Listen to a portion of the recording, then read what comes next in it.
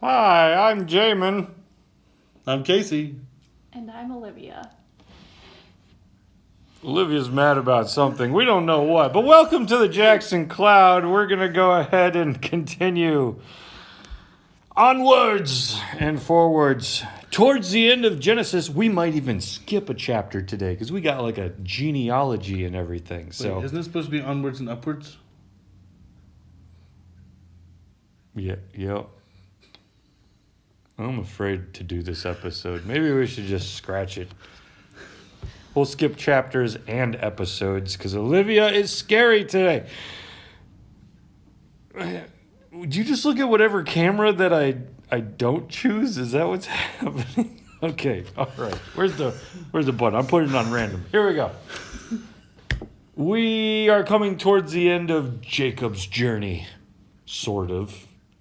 Now we're getting towards Joseph's journey, but it's going to go a little bit back and forth for a little bit. I remember that play. Joseph's journey? Yeah. Yeah. Okay, so in our last Walking Dead episode, Jacob's family lost their mind. Like, it was just like... Wait, how is this a Walking Dead episode? There's this episode... So in the comics, there's this moment where Rick runs into the evil that is Negan, and things get dark. In the TV show, Rick runs into the evil that is Negan, and Rick becomes super evil from the get-go and goes and, like, finds a little bit of a threat, and, like, their team murders everybody. And that's kind of what the last episode was. Granted, a horrible evil happened. A horrible Negan-type thing happened, the bad guy. But then Rick's posse, Jacob's posse, responded also with great evil.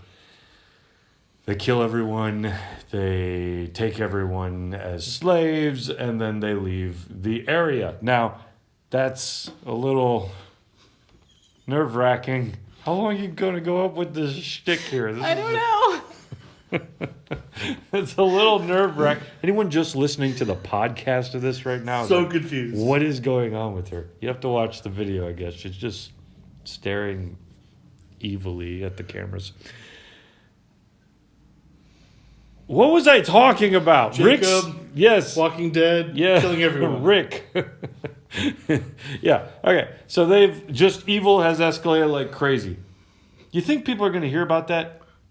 Yeah. You think people are going to know that Rick went out and Jacob went out and if they left any survivors, yes. well, just in general, the town next door is gone. But if there's no survivors, they wouldn't know. Well, so Jacob's posse was pretty big. You probably saw or heard the news of him moving into town. And now the town that they moved into is wiped out. Like, obviously there's gonna be some repercussions. Maybe. Well, that's exactly what Jacob is afraid of. He's like, he tells his sons, "You've made me stink to everyone now. Now what's gonna happen?" So God tells, first off, God is not happy with any of this, and they're actually going to eventually face repercussions for what they've done. But God has promised to Jacob that his descendants will inherit this land, and so God calls Jacob further into that promise that he's called him to. So he tells him to go to Bethel and dwell there, to make an altar there. When he fled from Esau, so this is a place with the ladder where the angels. It's still going on. I'm just putting Angels that were out there. ascending and descending. You are so distracting. Silence has never been more distracting. Stop it, Olivia. You're hurting the people. She's not stopping. Okay, and No. so, She switched cameras now that it switched onto it. and so That's funny. they go to Bethel. And there, Jacob tells everyone that they need to get rid of their foreign gods. Who do you think that we're talking about? What are we talking about when he gives everyone this heads up? I'm not going to ask Olivia because she's not saying anything today. But Casey? When they ask about their foreign gods, Well, Jacob is getting ready to kind of like meet God over this covenant. God has provided Jacob safety across all the lands of other people. It says that the terror of the Lord came on everyone, as though like God in some way protected Jacob from being attacked, things like that. So now they show up to this sacred spot to meet with God where he's met with God before. And there God says, there Jacob tells his whole family, get rid of your foreign gods. What are the foreign gods? Isn't it like the house gods? So you're thinking of the episode that we did on the Teraphim, right? Right. But what did we propose those could have also been? Part of the... Like ancient pictures on the wall type things. Yeah, so it could be the Teraphim. It could be the little statues of probably dead family members that they had, because anybody in the spirit realm could be blanket word called a god, so it could be that. But in this case, some commentaries would propose maybe it's not the Teraphim, because it's possible that those weren't by nature meant to be something bad, but became something bad when they were worshipped by later people. It could have just been all the loot that they just took from the place that they just raided. Right? Livia, thoughts? Or are you just waiting for me to ask you for thoughts? Like, No. oh, her first word! Speaks. She's alive! Technically, she did say her name too, by the way. Yeah, I guess. Okay, so they move forward from there. They bury all the foreign gods in the rings that were in their ears, so clearly there was something kind of pagan about their jewelry as well. They hide it under the terebinth tree. Wait, rings in their ears, so they had earrings? Yeah. Pagan earrings. It was something that was probably in some way connected to... How are earrings pagan? Well, for us, not- they're not, but... Not all earrings. It's just these are pagan earrings. These are probably in some way something connected to something religious or... So you know how people will wear like cross earrings? Or it's probably like an equivalent of that, but instead of the cross, a pagan symbol of... Yeah, Trees. So it could be a symbol, right? Or it could be something connected to thinking magically, that, you know, there were always these thoughts of like magical amulets and necklaces that ancient people would wear and whatnot. So one way or another, it's probably this discernment that these belong with these false gods that we've all picked up. So he's telling his whole family, get rid of it. They then bury it under the terebinth tree that was near Shechem. Terebinth trees, we've done a whole episode on this, but there was a time in the Bible where God tended to show up around sacred sites by trees, and then those became sacrilegious over time. Just like with the teraphim, the little statues that were more or less supposed to be like pictures on the wall of your loved ones who had passed. Those may have started as okay, but then became idols of worship that they weren't intended to be over time. Whatever the case may be, they bury all this under the terebinth tree as a way of perhaps turning it over to God. Now they're only going to follow Yahweh. They're only going to commit their life to them. So they're protected on their journey. They get to Bethel. And then after some of this, God appears to Jacob at that sacred space. And God says much of the things that he said before. He says, your name is Jacob. No longer shall your name be Jacob, but Israel shall be your name. Remember what Israel means? God strives. Yes, God wrestles, God strives, God struggles with this nation. Has that not been the case? Like, we've done a whole episode. I know we've already said that. But we just struggled with Israel, and that was followed by what story? a horrible story of all kinds of atrocities in our last episode. Right. You meet God face to face, you wrestle with him, and then your family goes on to still do, like, hey, we haven't even hit the peak of how capable we are of evil. So God is telling him, your name is Israel. Like, what a time to say that.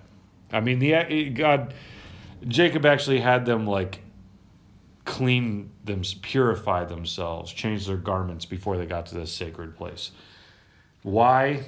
Maybe just because of sacred space. That was a thing you did around sacred space. But also maybe because there's blood all over it. They just murdered all these people. Like, there could be like, wash your sin off your clothes. Oh my goodness. Like, it could be that recently connected.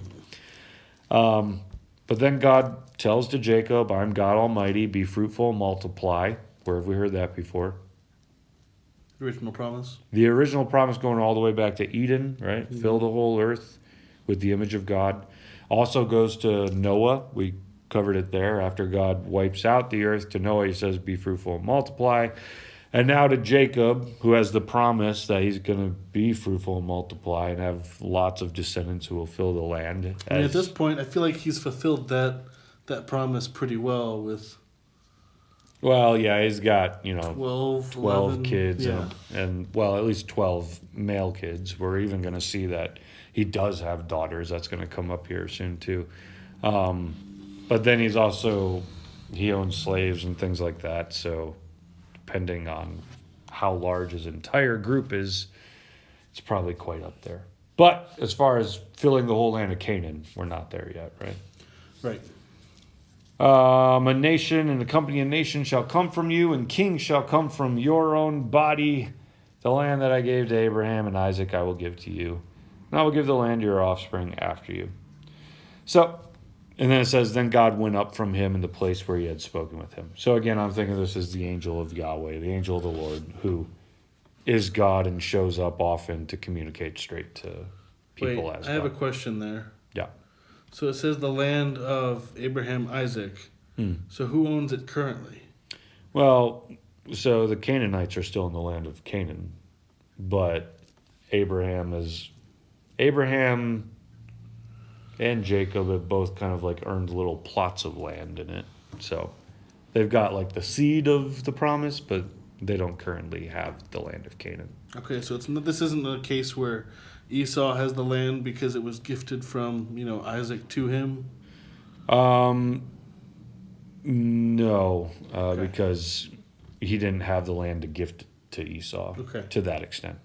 Though Esau is about to come up, and Esau gets his own entire chapter 36, which is all about his descendants, which is quite a few if you're looking at this whole chapter I'm showing you. Esau actually needs to... Jacob, after he has this experience with God again, he's going to leave. He's going to run into Esau. Esau and Jacob together have so much stuff that they need to part ways and go to separate areas because they're just taking up too much. Where have we heard that story before? Abraham and... Lot. Yeah, they had too much stuff together, so they had to part ways. It's funny just how Genesis constantly mirrors itself. In other words, in like stories. like father, like great grandfather. That is the story of Genesis. A lot of books of the Bible have cycles that just happen over and over again. Genesis has so many different kinds, but Judges is like the same cycle on repeat. God, we've decided to go worship false gods. Don't do that. I will let you over to judgment. No, we're going to do it. Judgment! This sucks. God, save us. Okay. Come back out. Don't do it again. Okay. We're going to do it again. That's literally the book of Judges, beginning to end. So books often have their motifs. Even just with that statement of judgments, it's just amazing that God would continue. See, even though it's called the Book of Judges, I feel like the better name for it would be My Children. Because they act like children, making them the same mistake Or over God and over strives.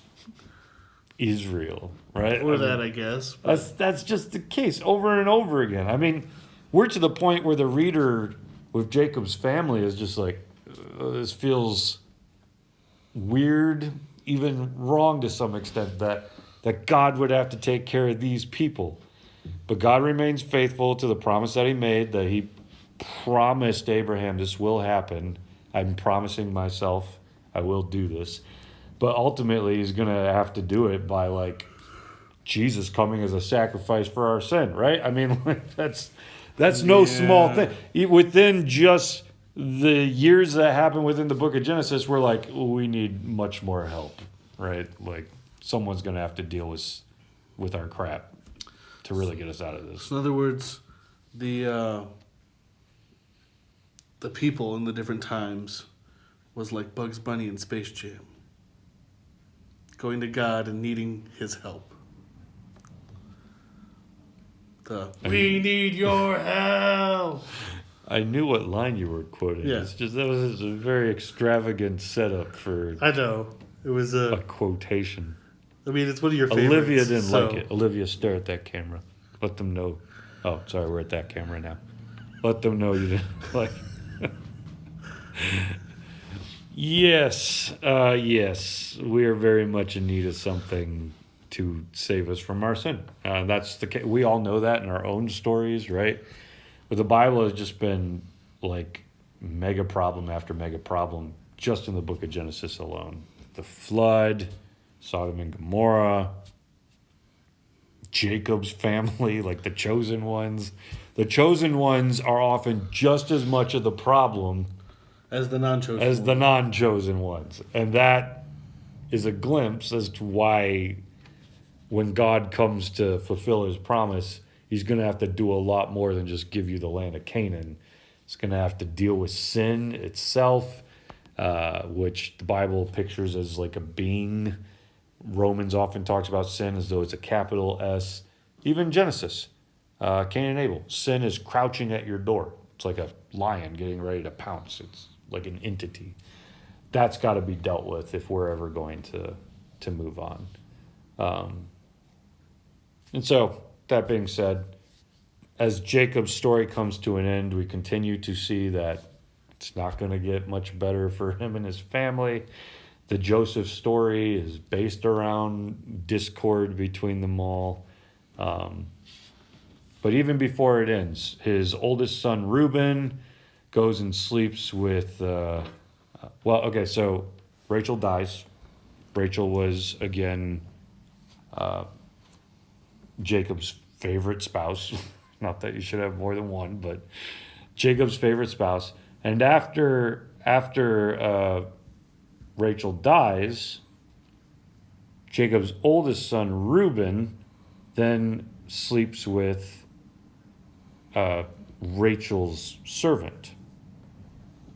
Why do you think that is? I gave one idea last time, is that he was upset with the way in which He handled Delilah. Dinah. Or Dinah. Yeah, that's a different story.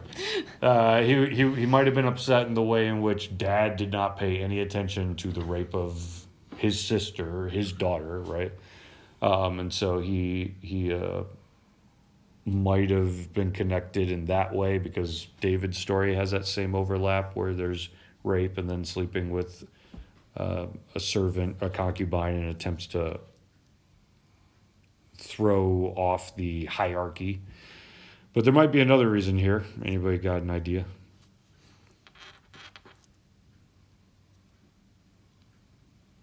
I'll just throw it out because I don't know how modern we would catch on to it. If Reuben sleeps with, if Rachel's the favorite, and now she's died, that leaves her servant, which is kind of on Rachel's side because anything that her servant, any children her servant has is connected to Rachel, right? Right. So if he kind of dethrones Rachel in a sense, that leaves who? Just Leah. Just his mom, right?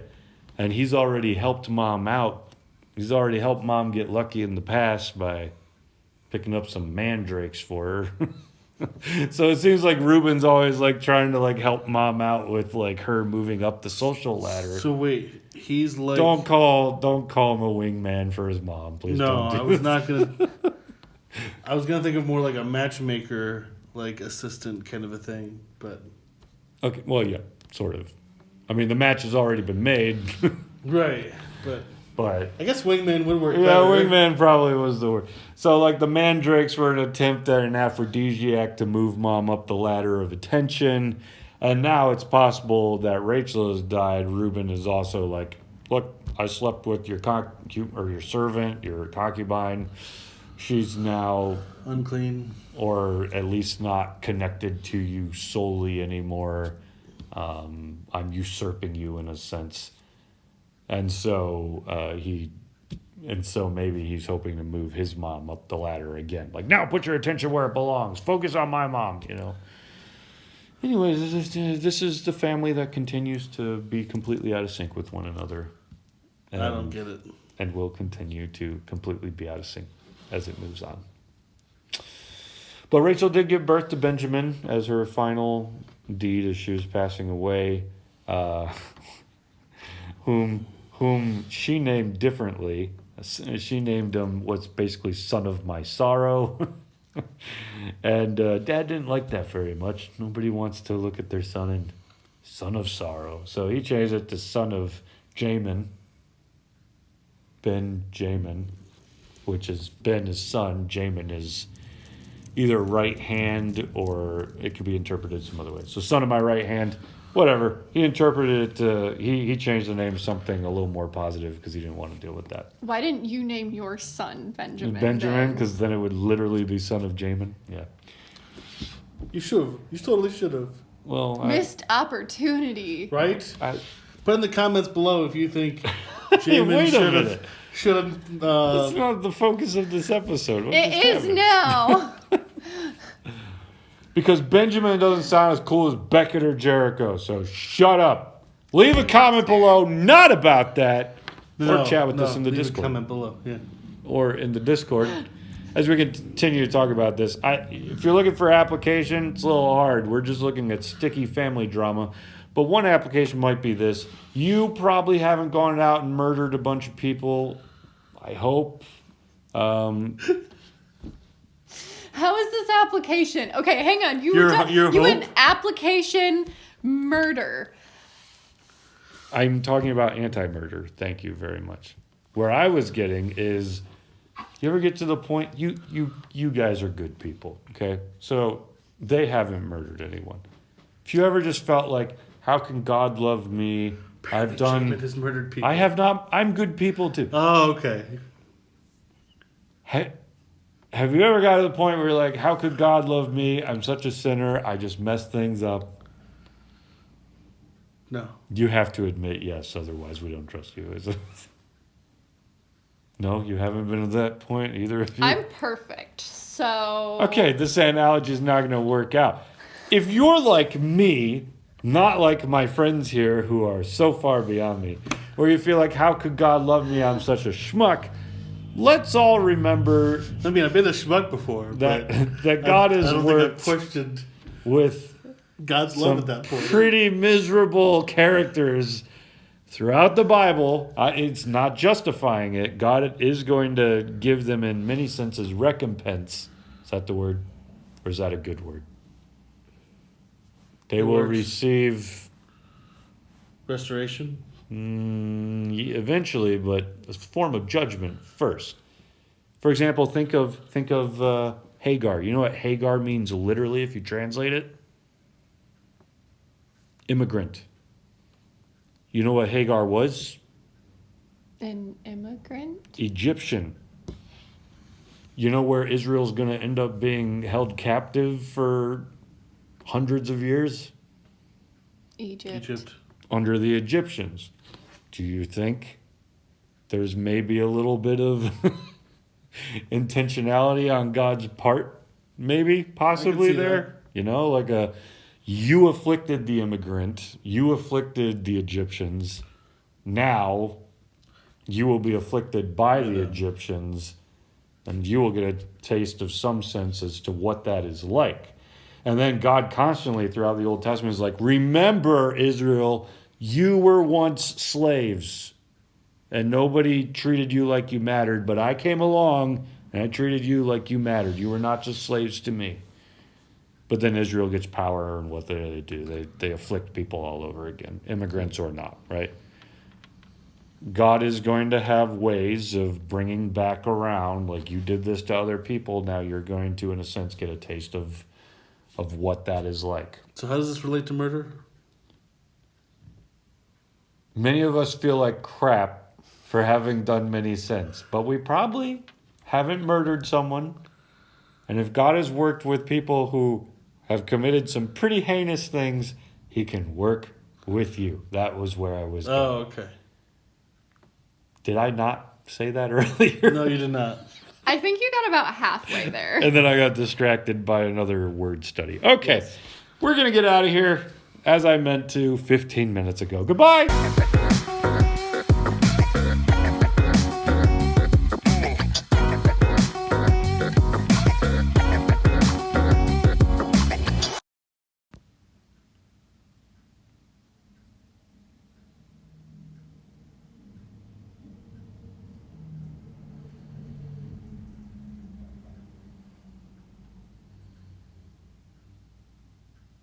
How long do I have to do this?